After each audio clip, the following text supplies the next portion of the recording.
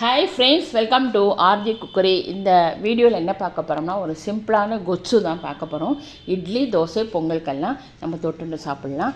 அதுக்கு வந்து 2 வெங்காயம், 3 தக்காளி நறுக்கி வச்சுருக்கேன். கடாயில் 2 ஸ்பூன் எண்ணெய் விட்டுட்டு கடுகு, உளுத்தம்பருப்பு, கறிவேப்பிலை, ரெட் சில்லி, அப்புறம் நறுக்கி வச்சுருக்கிற வெங்காயம், டிஷ்ஷுக்கு தேவையான உப்பையும் போட்டுட்டு வெங்காயம் 2லேருந்து 3 நிமிஷம் வதங்கின அப்புறமா நறுக்கி வச்சுருக்கிற தக்காளியும் போட்டுருவோம்.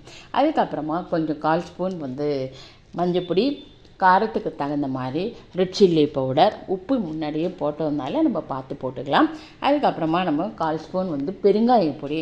அதுக்கப்புறம் இந்த டிஷ்ஷு, அதாவது தக்காளி நல்லா கொஞ்சம் சாஃப்டாக வேகணும் இல்லையா, அதுக்காக கால் கிளாஸ் தண்ணி விட்டுட்டு, நம்ம தண்ணி அட்ஜஸ்ட் பண்ணி நம்ம கொச்சு எப்படி இருக்குமோ அது கன்சிஸ்டன்சிக்கு தண்ணியை விட்டுட்டு அது கொஞ்சம் நல்லா வேகிற வரைக்கும் நம்ம வெயிட் பண்ணுவோம்.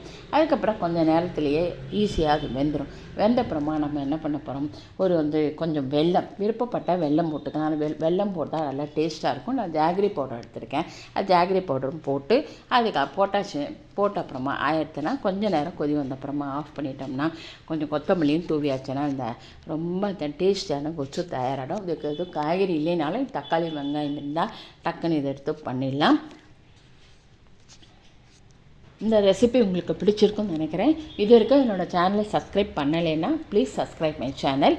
நம்ம அடுத்த வீடியோவில் பார்க்கலாம். தேங்க்யூ.